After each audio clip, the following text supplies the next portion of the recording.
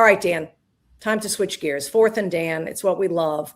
We're going to, I think this is cool. I think, we're in the early stages of fourth and Dan. And I was like, Dan, I'm thinking to myself, what does Dan love? Well, Dan used to love betting, but now he's controlled that. So Yeah. now Still do it occasionally. you do occasionally, but very Fantasy smart. football leagues, Right, very smartly, you do it. And Dan loves playing fantasy football ad nauseum, like a million leagues. How many leagues are you in? Last year I was in 8. I think this year it's only 7. So okay, great. Way to cut back. Trying to make cuts. Okay, great. All right. So you know a thing or two about these two issues. So I thought let's introduce in Fourth and Dan some fantasy football tips and some betting tips. And I want to start with your betting tip of the week that people may be like sleeping on. They may not be aware of this. The floor is yours. Right. I love futures. We're looking at Super Bowl, and I like to look at value. I think the best value pick, despite losing a key defensive piece, is the Chicago Bears. And right now they're the 15th. They're currently ranked the 15th favorite to win the Super Bowl, which to me I think is extremely disrespectful. They went toe-to-toe in overtime with the Los Angeles Rams. Caleb, who had an incredible regular season, he threw 3 picks in the postseason that game. If he throws one less interception, makes just one less bad decision, they win that game. And we all know Caleb he's ready for greatness. He's done greatness. And I think it's good. Another year with Ben Johnson.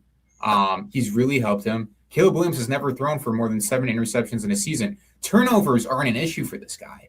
It was a one-time thing in the playoffs, and you're facing, again, a strong offensive mind in Sean McVay, an incredible Rams defense.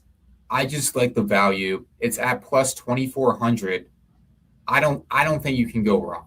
I mean, if you put a few shekels down with plus 2,400, just never know. You're not going to put down a lot of money because let's face it, the NFC has some tough powerhouses, beginning with the Rams, who everyone is giving them the Super Bowl this year already before a single game is played.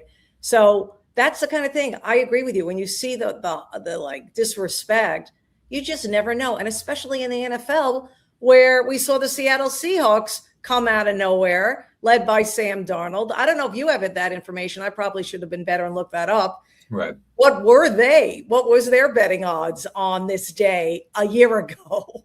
I bet you it was up there like plus 2,400. I think that's a fair take. Gino had them in a right middle of the pack spot. And I think with Sam Darnold, they thought it was going to be a little bit better. And it's good. Sam Darnold, what was great with him, he said he learned so much from Brock Purdy, where it's like, hey, you have all these weapons. Be a point guard. Be like Caitlin Clark. Feed the ball and let everyone else do the rest. And I think Sam said he learned a lot, and it shows. He looks like a great quarterback. And it's awesome to see a guy who was seeing ghosts on national television to proving people wrong. Yeah, love that. When guys are dumped on and then they say, you know what, I'll show you, and they do it.